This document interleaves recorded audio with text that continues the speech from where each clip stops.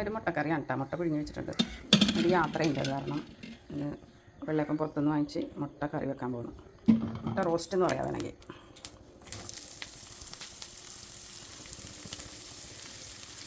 ഈ മുട്ടക്കറിക്ക് ഞാൻ മല്ലിപ്പൊടി, മുളക് പൊടി, മസാല, ഗരം മസാല, മഞ്ഞൾപ്പൊടി അത്രയും.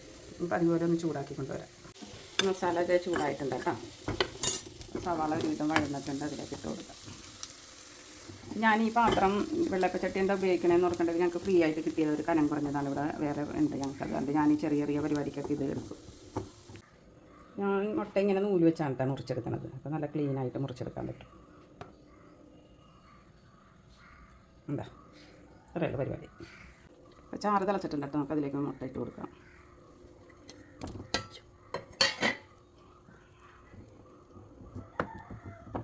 തിളച്ച് റെഡി ആവട്ടെ.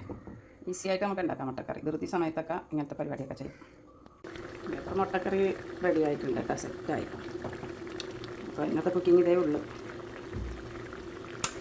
അപ്പോൾ ഈ അപ്പം നമ്മൾ പുറത്തുനിന്ന് വെച്ചാൽ നമ്മുടെ അടുത്തൊരു വീട്ടിൽ തന്നെ ഉണ്ടാക്കുന്നുണ്ട് കേട്ടോ. 4 രൂപയുള്ളൂ ഈ അപ്പത്തിന്. അപ്പോൾ ഇടയ്ക്ക് ഞങ്ങൾ ധൃതി സമയത്തൊക്കെ ഇങ്ങനെ ചെയ്യാറുണ്ട്. അപ്പോൾ മുട്ടക്കറിയും വെള്ളയപ്പവും റെഡിയാണ് കേട്ടോ. കഴിക്കാൻ വായോ.